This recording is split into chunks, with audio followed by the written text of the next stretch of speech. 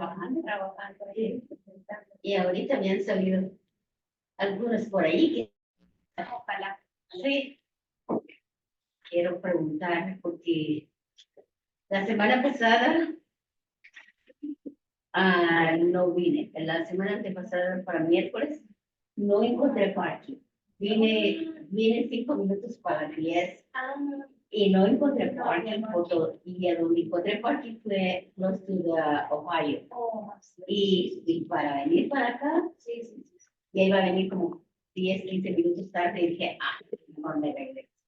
Mucho tráfico. No, el parking. El parking. Y como le dije a Cindy, ya me pusieron un ticket y también. Sí, ya. Sí. Así es que, ay, no, el parking es horrible. Y por eso dije, no, el miércoles si no puedo salir de mi casa y es para las 9, no vengo. Me quedo en Zoom.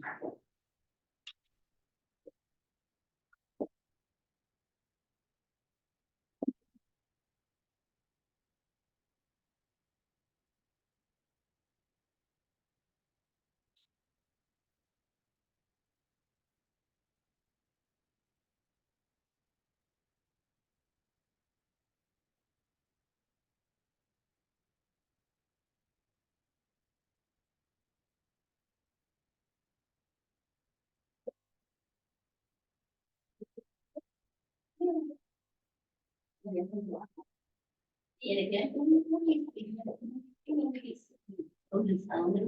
en el Brentwood.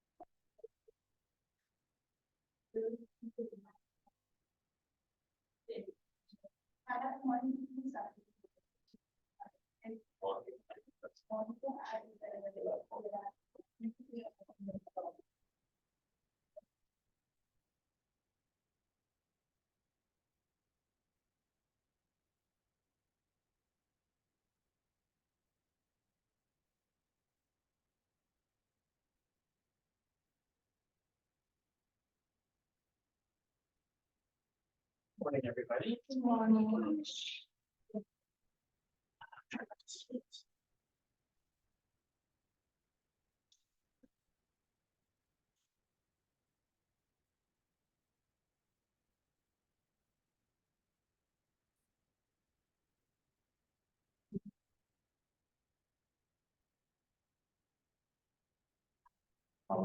Yeah.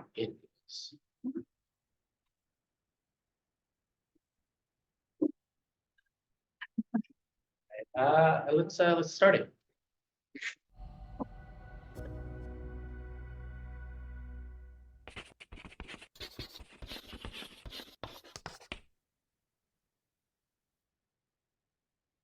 Hi, this is Brian. Welcome back to Philosopher's Notes TV. Today we've got another great book, one of my favorites, Can't Hurt Me by David Goggins. Can't Hurt Me, subtitle, Master Your Mind and Defy the Odds. The book cover itself is phenomenal. You can't see it from this perspective.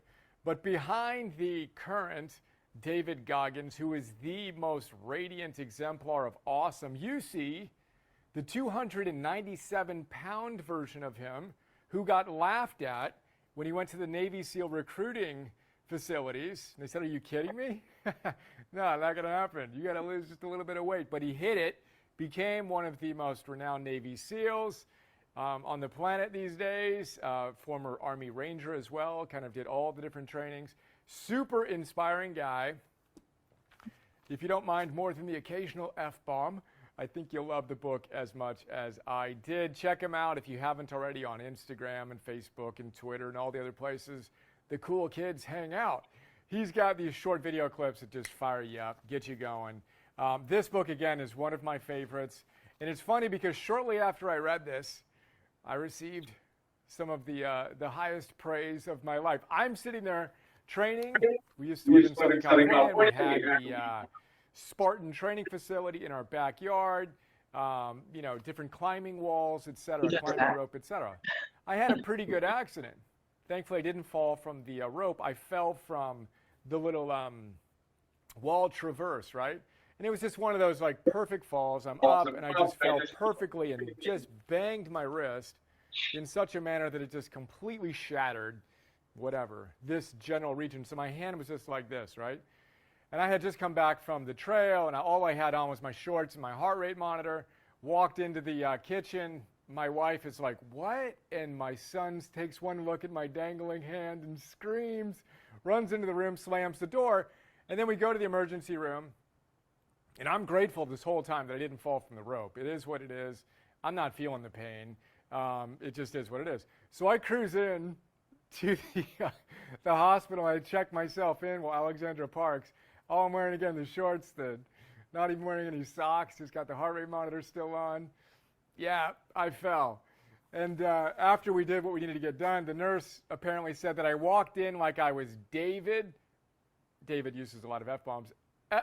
Goggins. I thought that was the funniest thing ever. So I'll take that as high praise.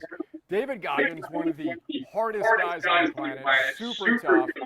If we can emulate him a little bit, that'd be great. So, Philosopher's Note, 6-page PDF, 20-minute MP3. Check out the 600 plus at optimize.me. Get your free 2-week trial, a bunch of other things, optimal living classes, etc. And we have a ton of Philosopher's Notes on Navy SEALs. We're actually going to do 3 more in a row, 4 Navy SEALs in a row with these PNTVs. Fired up. Next, we're going to hit, I think, Staring Down the Wolf by Mark Devine, Jocko Willink's Discipline Equals Freedom, and then Fearless, Eric Blem, all about Adam Brown. Some of the best books on Navy SEAL wisdom out there. Can't Hurt Me. David Goggins. This book tells about his horrific childhood, just suffered extreme abuse, pulled himself through there, experienced the ups and downs of all good heroes' journeys. But he kicks off the book. Well, I kick off the note with a passage that's in the first part of the book that I want to share with you here. This is David Goggins. He tells us, Heraclitus, a philosopher born in the Persian Empire back in the 5th century BC, had it right when he wrote about men on the battlefield.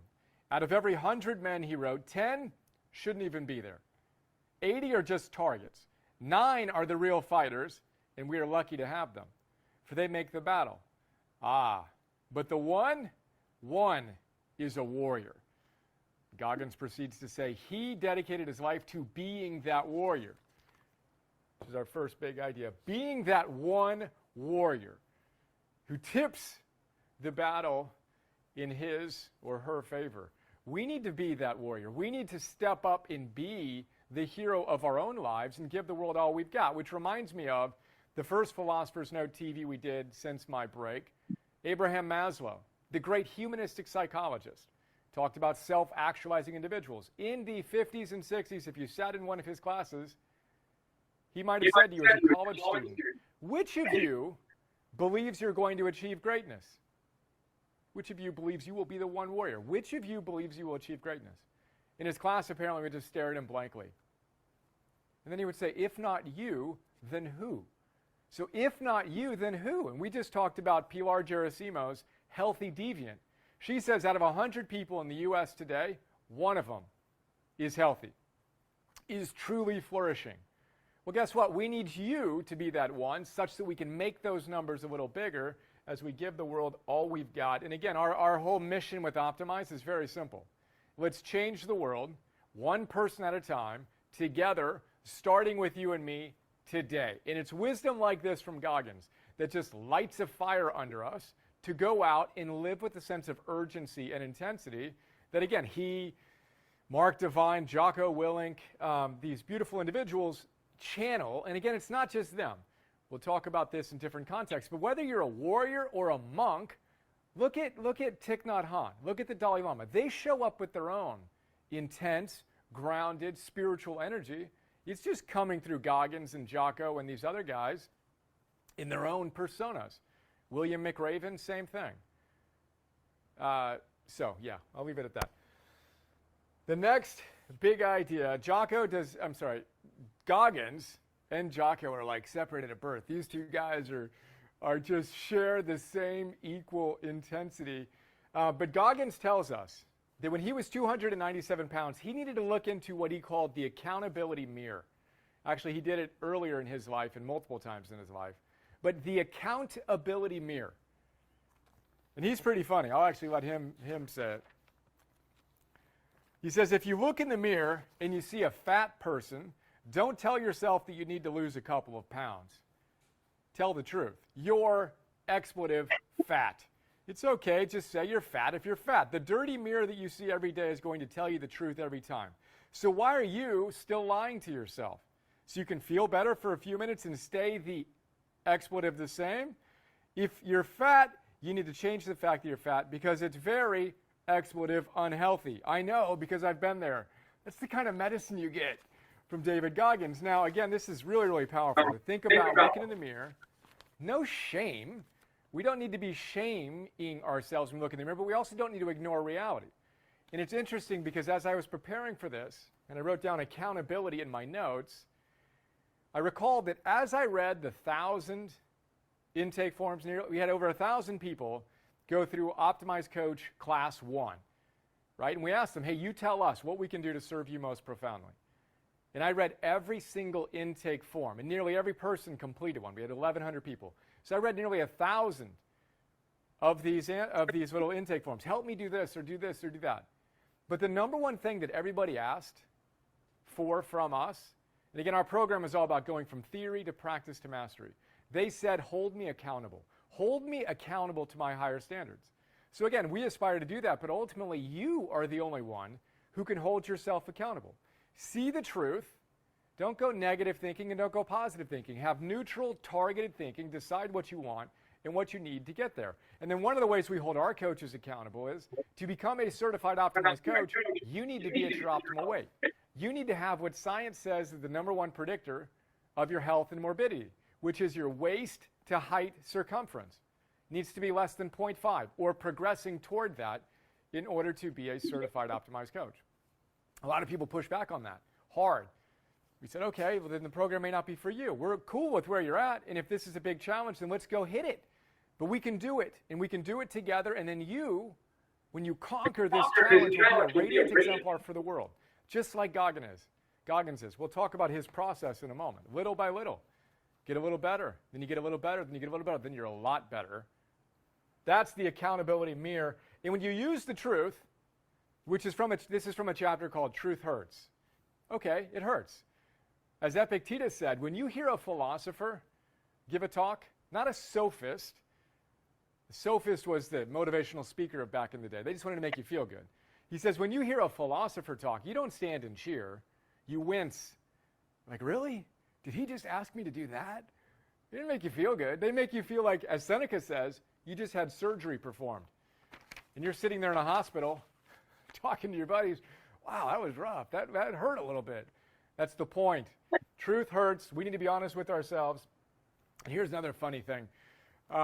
In It Takes What It Takes, this is where Trevor Moawad tells us about neutral thinking. Not negative, not positive, neutral. We extend that to targeted thinking. Check that out. He says that after he was on ESPN for the first time, he went back to his college where he played basketball. And his college coach was a friendly jerk, although he used a different word for jerk. We'll go with jerk here. His college basketball coach was a friendly jerk, and he sat down and he said to him, Trevor, no one's ever going to take you seriously unless you lose 25 pounds, dude. What are you doing? Come on, get it together. Ha! Truth hurts. But we got to be honest with ourselves. Start with the mirror you're looking into. Have the self-compassion, and then have enough love and strength for yourself to go do the work that needs to get done to be the best version of yourself in service to your family, your community, your world, etc. So, thank you, David Goggins. Worst to best. This is another great idea, echoed by all the great teachers. William McRaven, who, again, 4-star admiral, one of his 10 ideas he shared that we talked about in that PNTV episode was, when you're at your worst, feeling your worst, be your best. This is the Navy SEAL, dogma. When you are feeling your worst, that's when you need to give your best. As McRaven says, when you're neck deep in mud, sing. So Goggins talks about the importance of having a system that you execute. We talk about it in terms of a protocol. And I've said countless times, I'm going to keep on repeating myself, the worse you feel, the more committed you are. To what? To your protocol, to what you do when you're on, which begs the question, what do you do when you're on? Goggins has another idea. He calls it a cookie jar.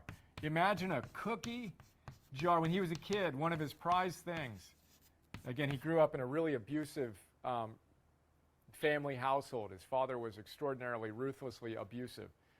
Right? But you remember when he was a kid, his mom would have a cookie jar. Put his hand in there, he'd feel great. He created his own cookie jar of memories of him at his best. He says, look, life's always going to be kicking you around. You need to constantly remind yourself of who you are at your best. He calls it a cookie jar. We call it a hero bar. You got to have a hero bar. You got to have a box of them stocked up. Who are you at your absolute best? And know that those hero bars, one of the key ingredients in them, blood, sweat, tears, they're salty. As we talked about, I don't know if we talked about it in Abraham Maslow's Future Visions. We do in the note and some plus ones. Where whenever Abraham Maslow would feel stress, he'd get nauseous, he'd get insomnia. And his wife would say, something good must be cooking. He'd be coming up with a new theory. It was tough. Something good must be cooking. So we talk about cooking hero bars with Abraham Maslow. You can get Goggins in that kitchen. Who are you at your best? What have you done that you're really proud of? Get clear on that and nibble on those hero bars. Be your best when you're feeling your worst. And again, the worse you feel, the more committed you are. That's not most people, when they have an off day, they start spiraling into vicious behavior. You need to do the opposite. When you feel terrible, that's when you double down on your electronics management. You get a good night of sleep. You train hard, yet you're recovering equally diligently. You're focusing on your work. You're giving time to your family. You buckle up and you go harder the more life kicks you around. That's how you become anti-fragile, as we like to say. And then the truth becomes jet fuel for you and your process. Well, there we go. The process. Our fourth idea here. Again, David Goggins was 297 pounds at one point. He was an exterminator, working the night shift in fast food restaurants. You don't want to hear the stories he shares there, to go get rid of all the cockroaches and other stuff that seem to occupy those fine dining establishments. He's sitting there and he's like, what have I done with my life? 297 pounds, I'm sitting here as an exterminator on the night shift. He's, again, one of those saw Navy SEAL video, realized I'm going to be a Navy SEAL. He went out and literally the officers at the recruiting facilities laughed at him. Are you kidding me? Look at yourself. No. And then he worked the process. 297 pounds, he could only run a quarter of a mile. Fast forward 8 years, and the guy could run, this is insane, 205 miles at a time.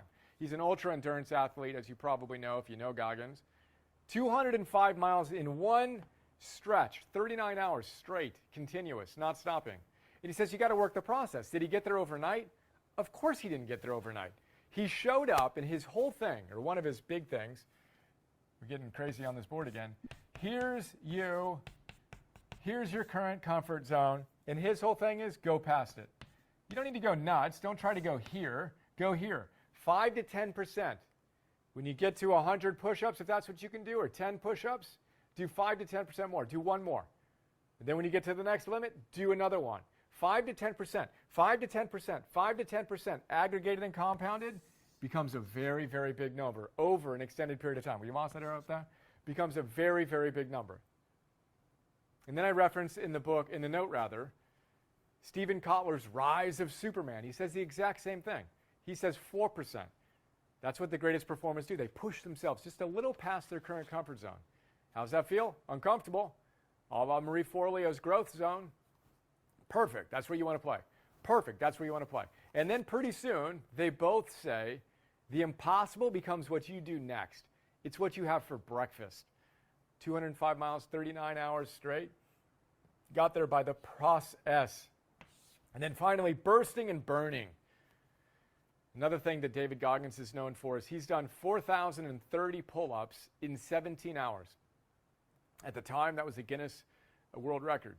Now, he failed twice in pursuit of that record. One time he failed live TV on the Today Show. Just failed, injured himself.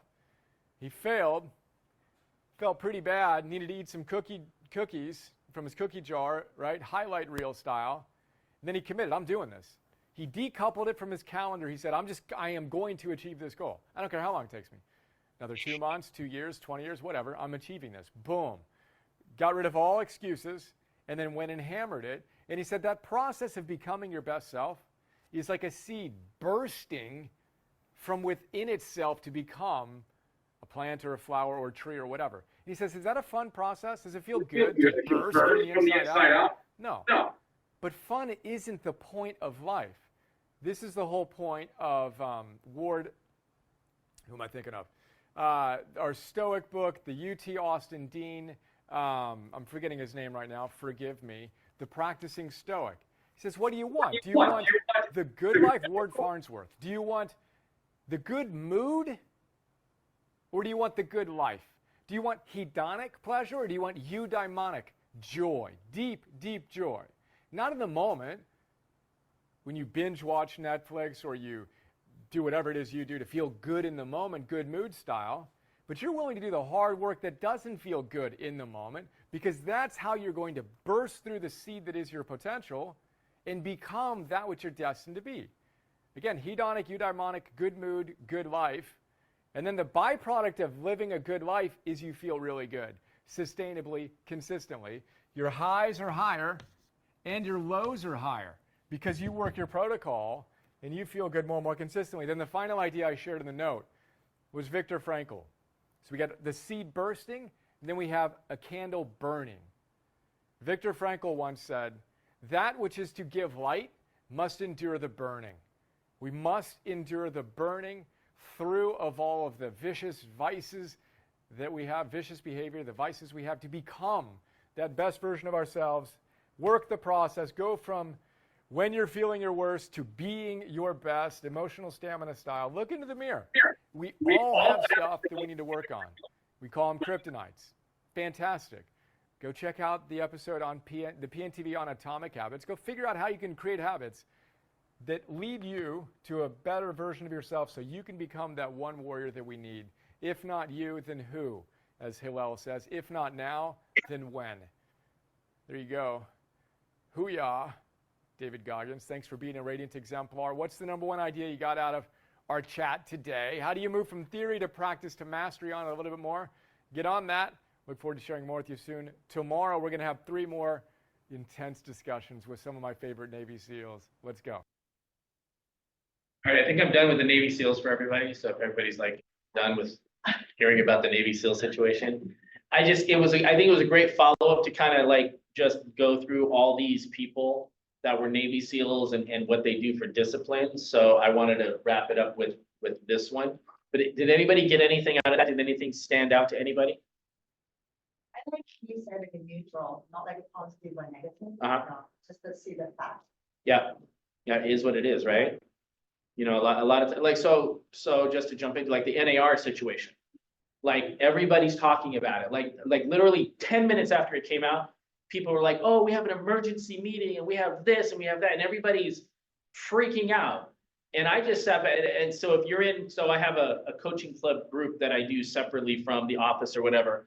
And what I did in my coaching club group is I said, since everybody's freaking out about the NAR settlement, I put this nice picture of a cat.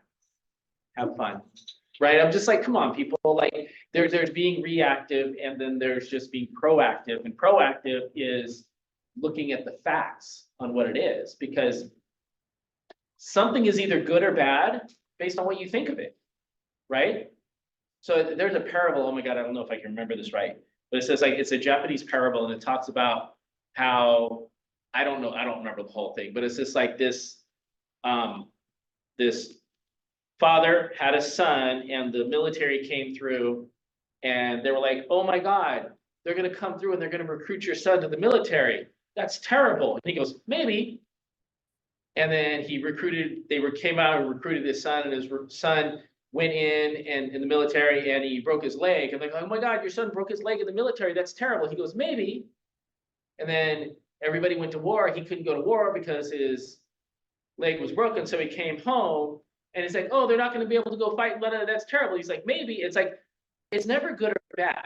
It's usually what we assign it to. And most things are not as bad as what we think they are. But that's a really great point. The thing that stood out to me, so I read this book. The cool thing about the book is the type of book it is on audiobook. I think he's the first person to do this. He didn't read it himself. He had somebody else read it, and the guy's voice, I'm really big into voices when people read audiobooks. Like Eckhart Tolle, you guys know who that is? Yeah. I can't listen to him speak. I can't. It's just, he's too soft. Books are so good. They're too. good, but somebody else read for him, please. Yeah. But he has somebody else read for him, and what he does is he reads a chapter, and then the author that's reading it, the guy reading it and David Goggins talk in between the chapters to discuss the last chapter like a podcast. So it's like a book and a podcast all in one. It's really, really super cool. And so he really uses that to explain what happened beforehand. So I would really recommend that the book Can't Hurt Me. It gives you a mindset. It gives you a view into the mindset of David Goggins. Who does not know who David Goggins is? Okay, David Goggins is insane. He does things that most people would never even dream of doing. Like he does 100-mile marathons. Yeah, and before I read the book, I didn't even know that was a thing. But like that's a big thing. Like there's these things called ultra marathons, and I just networked and ended up finding a whole bunch of people that I knew that did it. But the book and everything he talks about, everything that he is and all that stuff, it's all about mindset. Like it's all about mindset. Master your mind, defy your odds. When he talks in the book about he wanted to become a Navy SEAL, and he was like 300 pounds. And so in the book, he talks about how he walked in to become a Navy SEAL and they laughed at him. So he had to go through all of these trials and tribulations to get there. And he wasn't the smartest. He didn't do well in school. He was massively overweight. He wasn't disciplined. And he talks about all the little things that he did, all the little hacks that he had to do to get. Like he said, if you read something once, he'd probably have to read it 10 times. I'm very similar to that. Like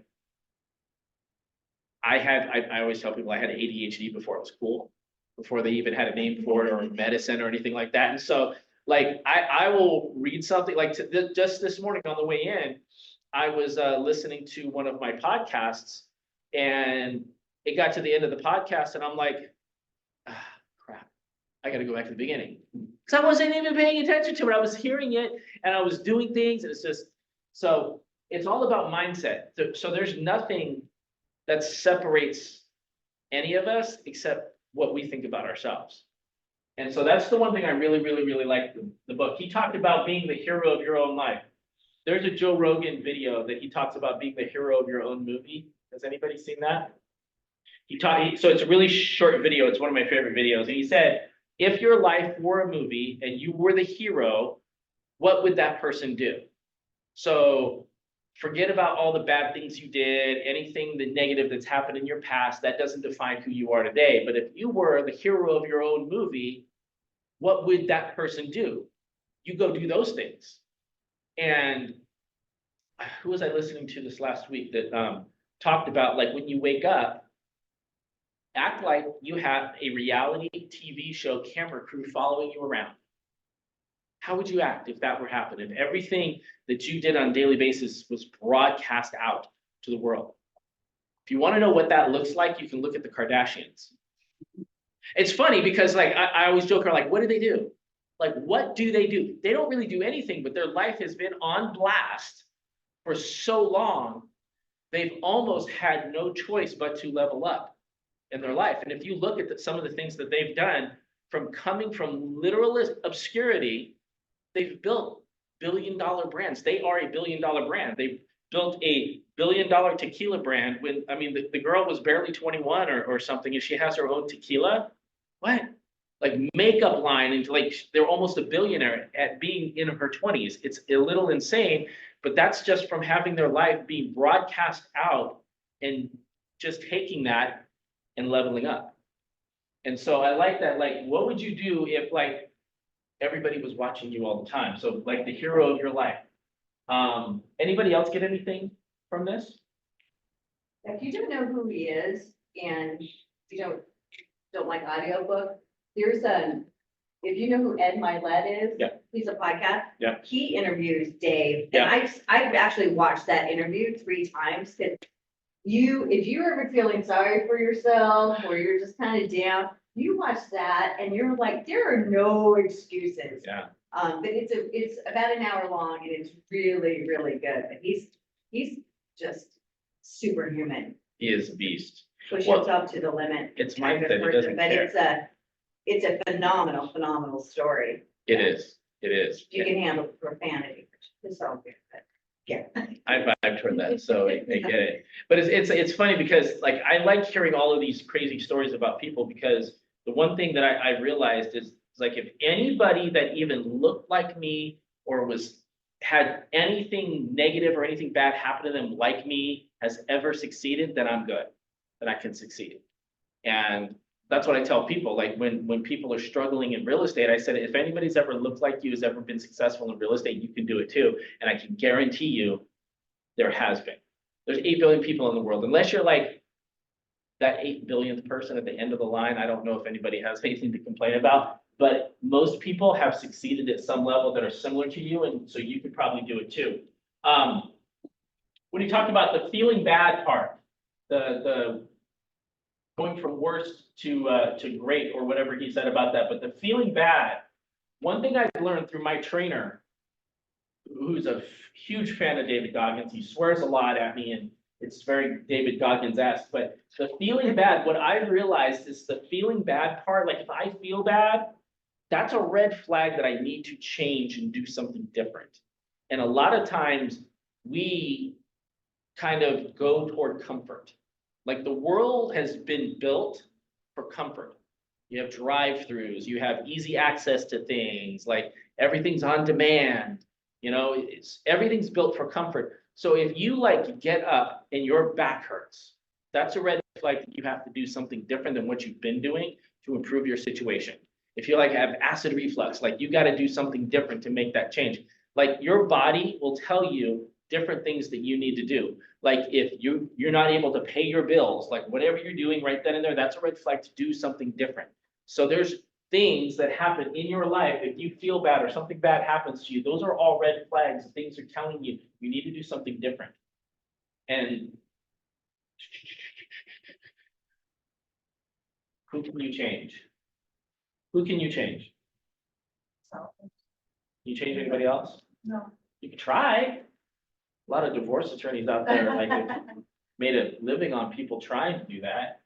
But like you're the only one in control. So you're the only person that can do that. The accountability part. See things the way they are. I think we talked about see things the way they are. How do you improve? Baby steps. And so for me, I've had a lot of things in my life where I've exponentially grown. So baby steps are really hard for me. And so, and I just, my own personal story is when I started losing weight, I got to a point where I was like 214 pounds. And I'm like, when I was a police officer in Vegas, I was also a personal trainer. So I already know a lot about fitness. I know a lot of, I've been in martial arts. Like I already know all the stuff, but that doesn't mean I can do it. Right. So I needed a coach to help me. And so I was at 214 pounds and I'm like, I need somebody that's not going to be nice to me. It's going to like get my ass in line. And so my coach, Damon, I've known him for, God, 10 years, 12, 13 years. And so I just call him up one day and he starts asking me these questions. And he's all nice. It's like, hey, so what about this? What about that? What about this? And he's like, how long have we known each other? And I'm like, oh, the shit is about to hit the fan. I'm like, we've known each other for like 12 years. And then he just goes off on the fact that I've let myself go this far and that we've known each other for so long. I can't even repeat the things he said to me, but I thought it was funny. But what I did is I took a different approach to me losing weight, which is the same thing you do in business. And it's just like, it's baby steps. And it's consistently moving forward. And some days you're going to get set back. Like the last 5 days of life for me has been just insanity. Like there's been so many crazy things happening. I can't even tell you. You guys saw my Facebook, you know exactly what I'm talking about. But like, I had to like one step. So so I have to get down to 175. That's my goal.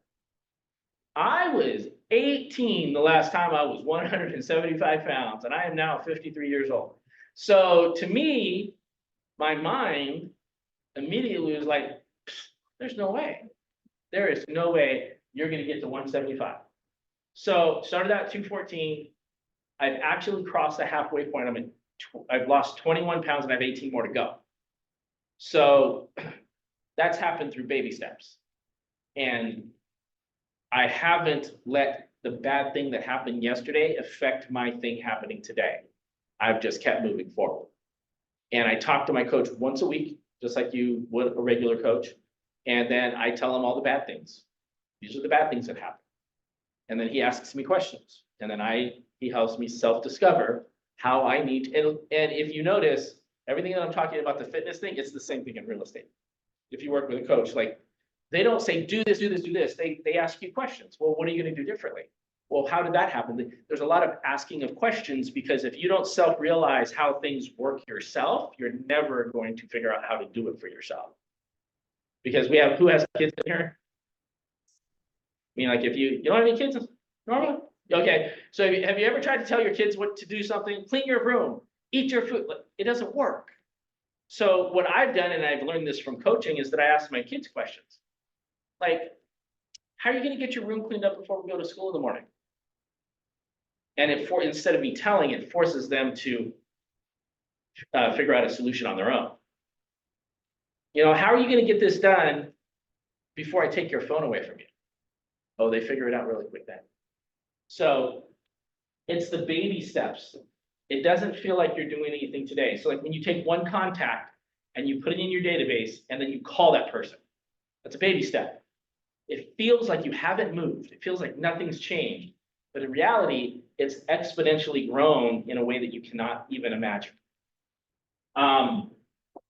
He did not talk about this in the thing, but in the book, David Goggins talks about how we as people operate at a 60% level of what we're capable of. We always have an extra gear of something that we can do.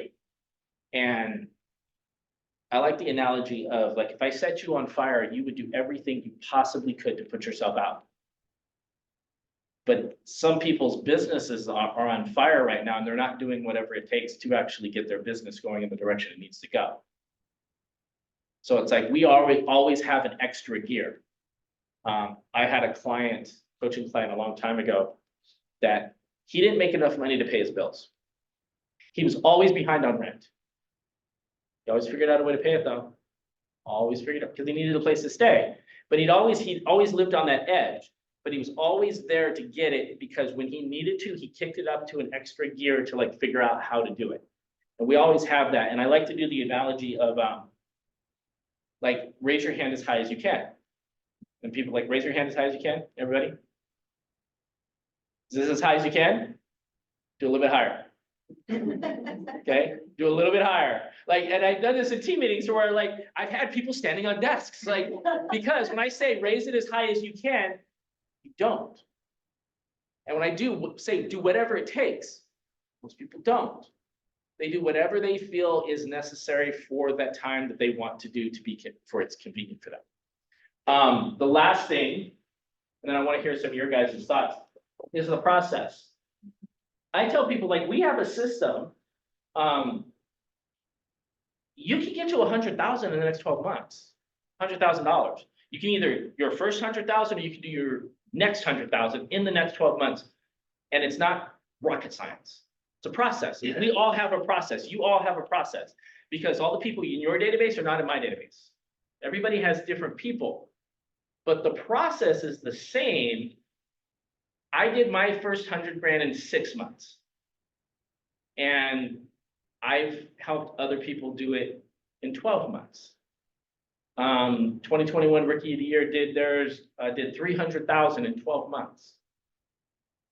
So whatever your process is, that's when it's going to happen in the next 12 months. But the process that I try to advocate with people is the first step is mindset, which I believe if you can get past mindset, there's nothing you can't accomplish. Absolutely not. Online presence, database. 2, lead gen. And then 3 is, everybody know what 3 is? Follow up, yes, follow up. Thank you. I would have felt so bad if nobody remembered. Follow up. And listen, there's a whole bunch of little things that go in between all of these things, but if you do these three steps, it's really, really hard not to be successful. And then what it comes down to is the volume of this activity. Now you can do lead gen without the other 2. You can do follow-up without the other 2. You can do this one without the other 2. You can, but it's just how much success will you have? I don't know. This is what I coach too. I know Tammy is very similar and she's been doing it a lot longer than me and she has way more tools. But like I try to make this as simple as possible for people. And we can go through all these things that I have in the past. But it's just like if you go through this and you're consistent, and the consistency is the baby steps, you will get to where your goal is. It's like, hey, you have a bad day. I get it. Car catches on fire, right? The next day, just pick up where you left off. Move forward, consistency. That day is gone, you can't change it. It is what it is. You move forward and you're consistent in your behavior. And it's really hard to stop somebody that's consistently showing up for themselves. What do you guys think? Thoughts, questions, comments? I have a comment. Yes. What did you? No. As far as mindset, so I'm gonna have an email going out today for those that haven't booked a strategy call with me. It's just a short little video and who I am, blah, blah, blah. But when you come into my coaching schedule, if you decide that that's what you're going to do in regards to mindset, small part of my program, but it's a big impact on you guys, is I have a set of questions every day, 10 a.m. prompting you for your day. Then at the end of the day, there's 10 more questions prompting you at the end of the day, along with a scorecard that you're going to score yourself on your mindset, on your lead follow-up, on your lead generation. So you're scoring yourself every day. What do you think your mindset is going to do for you if you were asking yourself every day, where's my anxiety level? Where's my stress level? What is that one thing that is bothering me that I need to get rid of? Because we all have, that one thing that if I could just have that one conversation, or, maybe it's just an R thing. It's really just messing me up in my head. How do I overcome that so I can do these things? Then you're scoring yourself every day. And then we get to the end of the month and then we average them. So let's just say, you're struggling, you know what to do, and you're not having any money. And I said, well, we're averaging about a C minus. So you've got C minus money. It's a really good scale to scale your head, your activity, and what you need to do to move forward. So I just kind of wanted to put that piece out. That is by far, right, the number one thing is wrapping their mind around, can I do this? What do I need to do to be effective in this market, to be competitive even more than ever? And the number one thing is confidence, working on that confidence. And that's what I help you guys do. Absolutely. There's my 2 cents. Does anybody know how many homes you need to sell to hit your goal this year? Somebody have a number? What's your number? 5. 5? Okay. Okay, anybody else? In my case, I started here like less than a year ago. Yep, And I wish I started 19 years ago Yeah. here in this office because I learned so much and I changed my strategy, the mindset, Yeah. the scheduling, how, writing everything Yeah. down and so, but it took me at least 7-8 months to kind of, I got my license again, like I gave it up 19 years ago, actually 15. But getting it back a year ago, and then getting to learn all the technology involved, and all the commands, even I still get very nervous with contracts Yeah. and CAR and trying to download and move this to that. And it's a lot on my own, right? So that I had to feel ready to start the next step, like just trying to create more lead generation. I had to be knowledgeable on all of that. Something that we work on, actually, Yes. it's the 4 new agents that I have right now.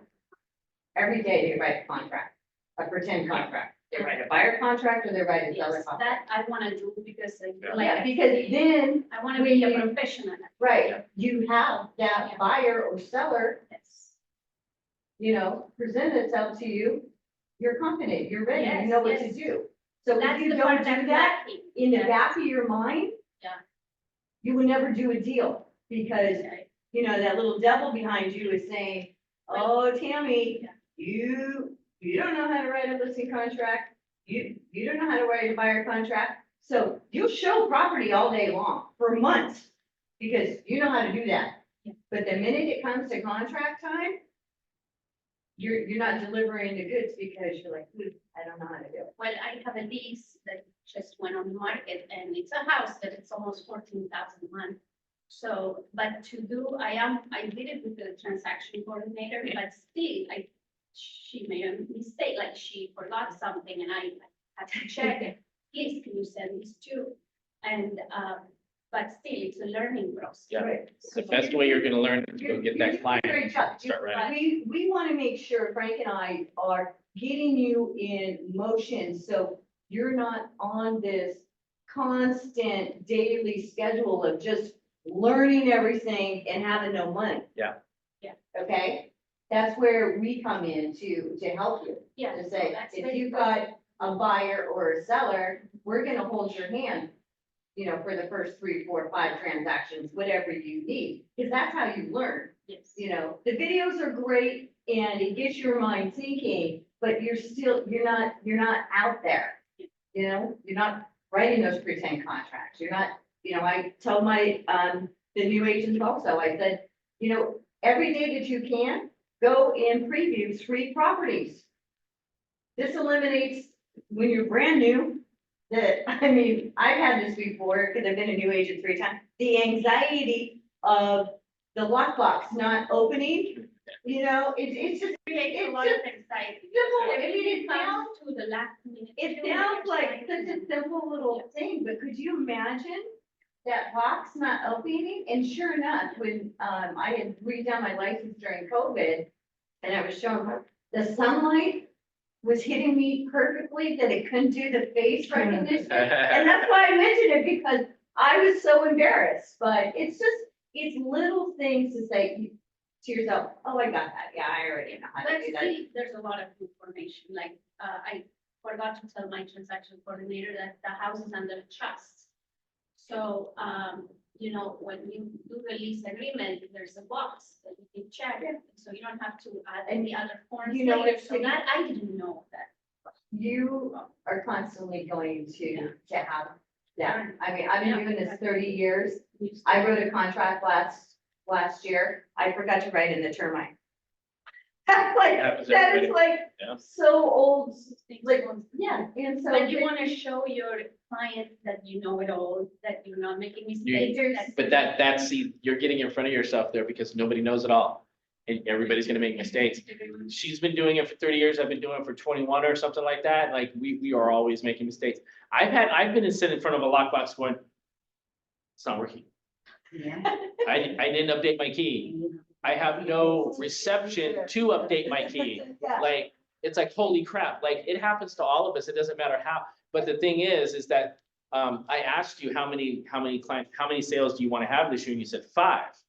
I know I should say a bigger number. No. You need to say the number that you want.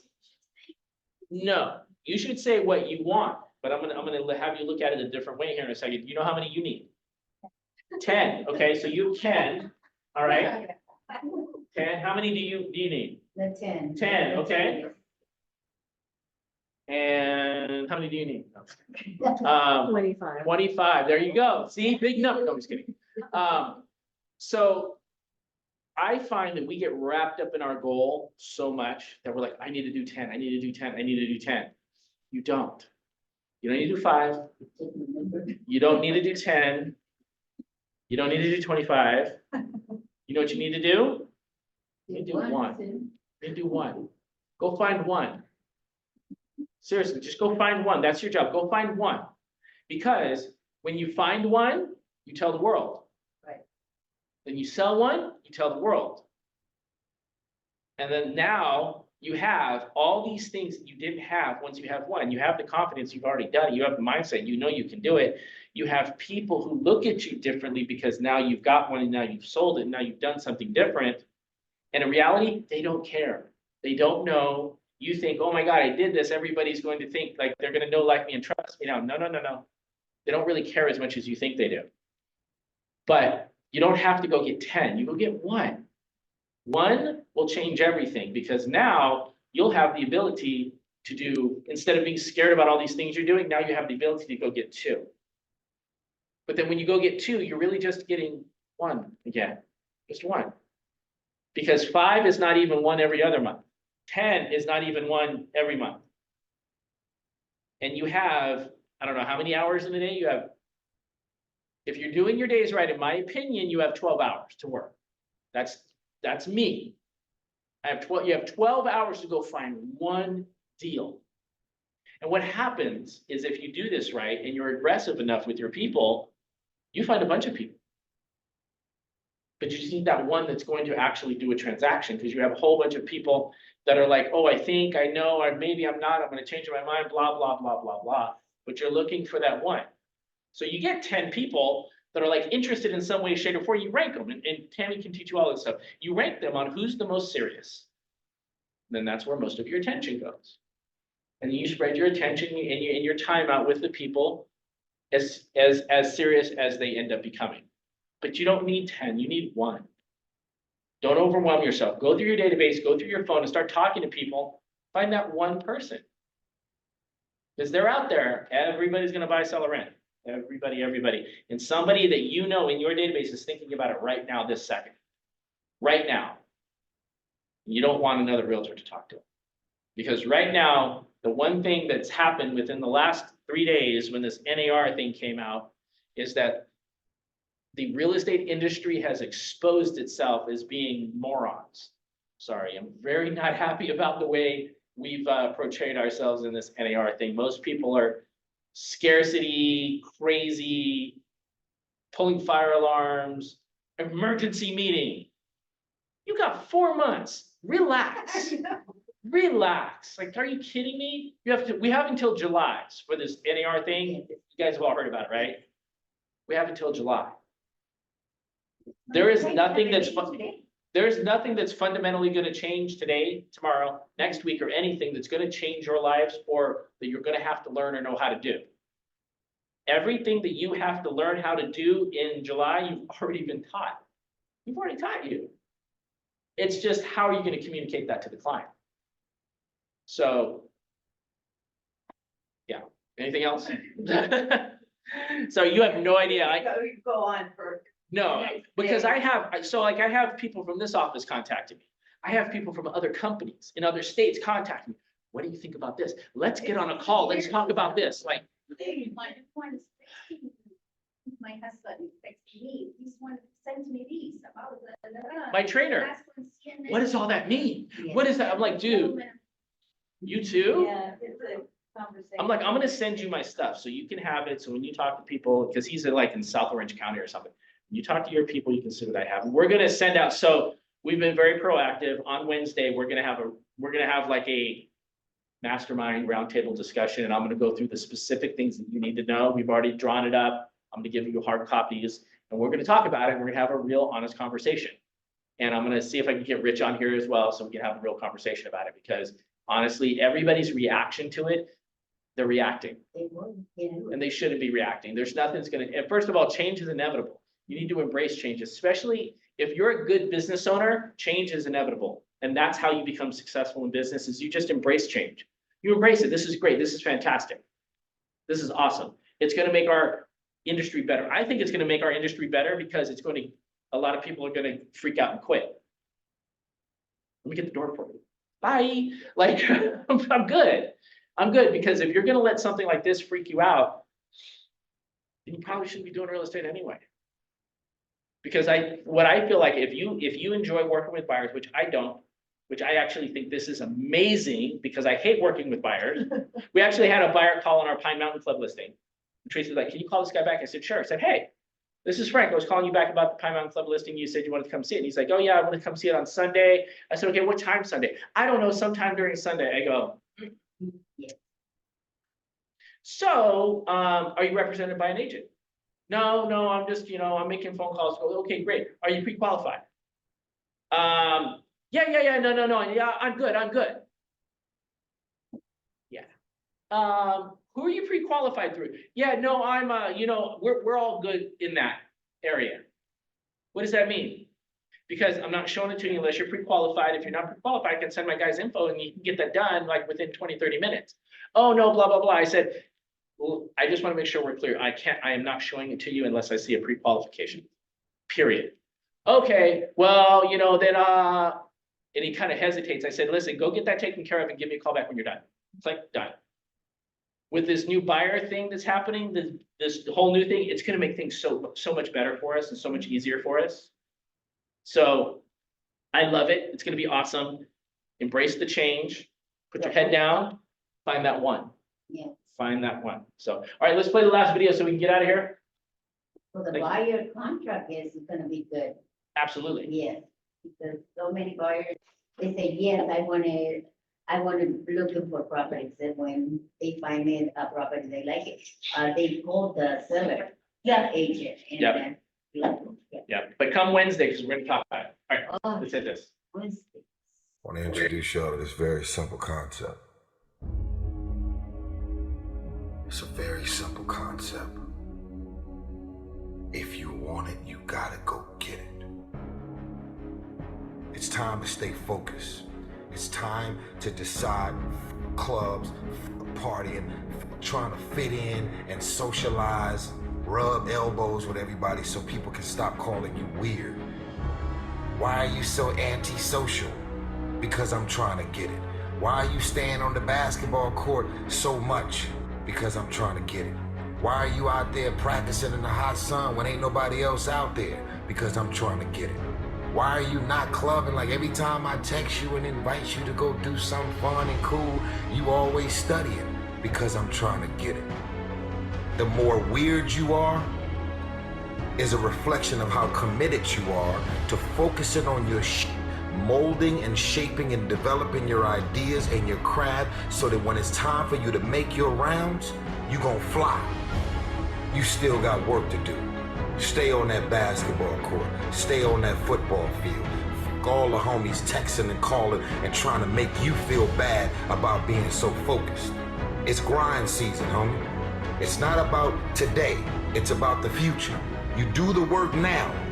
And all of the shit that you could ever want to do for your family, your kids, your loved ones, it's all going to be on a whole nother stratosphere.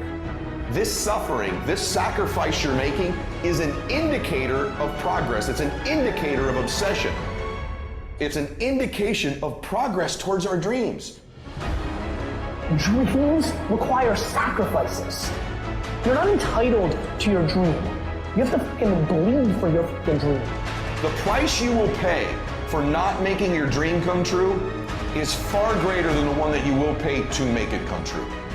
If you can't stick to something for 5 fucking days, you deserve to have a shitty life. You deserve to get your ass kicked. You deserve to be miserable. We're talking about 5 fucking days. We're not talking about 50 years, We're not talking about the 5 years it probably takes to build something worthwhile. We're not talking about the 5 months it could take for you to lose 100 pounds. We're talking about 5 fucking days. And you can't even stick to it for that. So what the do you think you deserve? You deserve exactly what you want. And that's the truth. That's the things your friends won't tell you when you're bitching and moaning about how your life sucks on Friday night, drinking a fucking brewski with your boys. That's the shit your mom won't tell you when you're sitting in your mom's basement playing fucking video games when you should be reading or improving or working out or fucking doing something. It doesn't matter how you feel. It doesn't matter how frustrated or pissed or angry or depressed or upset you are. All that matters is that you do what needs to be done on a daily basis over and over and over again. And if you do that shit and it gets done, it's irrelevant how you feel. And I can tell you this, if you do that shit for long enough, you're gonna feel a lot fucking better about your life than you do right now. Thank you guys for coming. I appreciate it.